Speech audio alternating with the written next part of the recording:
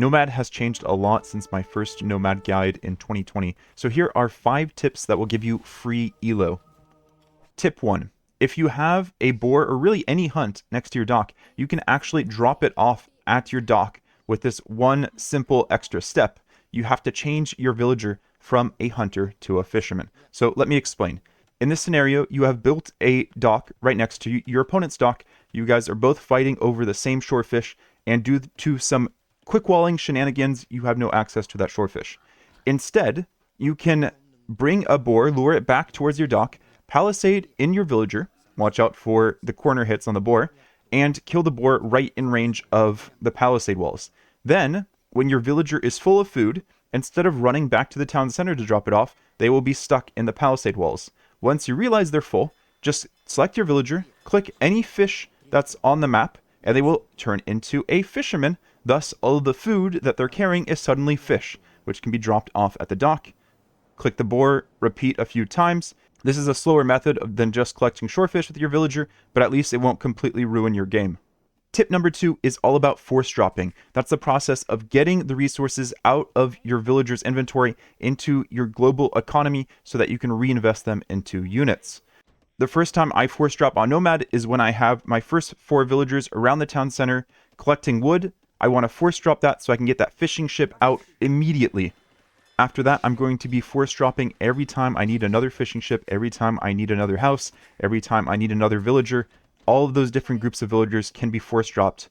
To really make use of how quickly the villagers react to the drop-off command, I would suggest using a hotkey.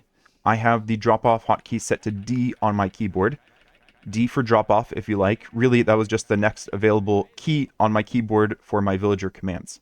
The third tip is to build your first house after getting your town center up. This gives you a little bit of time to figure out the map, figure out what civilization you have, what civilization is on your team. For example, if you have Dravidians, you don't need that first house. If you're playing Chinese and you try to build that first house, you suddenly don't have enough wood for both a dock and a town center.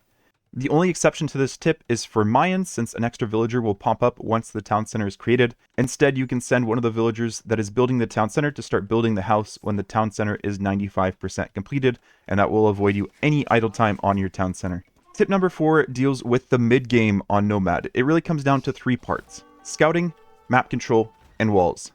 If you have full map vision and are equal on economy with your opponent, you will win the game 90% of the time. Walls limit what your opponent can do and what strategies you need to respond to.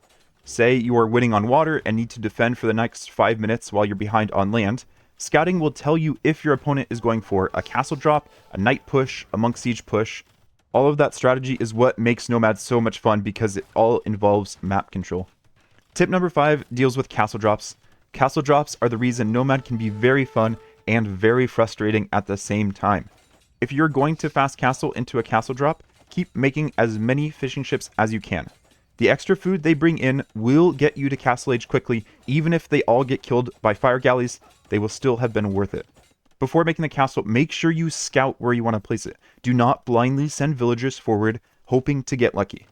Lucky strategies and consistent strategies are mutually exclusive. Outposts are your friend. And send at least 8 villagers, if not more. Sending less than 8 villagers is asking for counter towers and a villager fight. Now, if you are being castle dropped, you have a few options. Either try to fight it, or triage the situation. That means evacuating your villagers, building walls to contain the push, and following the steps we talked about in tip 4. Tip number 6 deals with team games, and it's knowing when to give up water. Investing on water late into castle age has diminishing returns. If all of the fishing ships have been killed off for both teams, you're better off just giving up water control and expanding your economy on land with town centers. Let me know what you thought of these Nomad tips. If you have your own tip, feel free to leave it in the comments. Like if you enjoyed the video, subscribe if you want to be notified for the next video, and until then, I'll see you in the comments.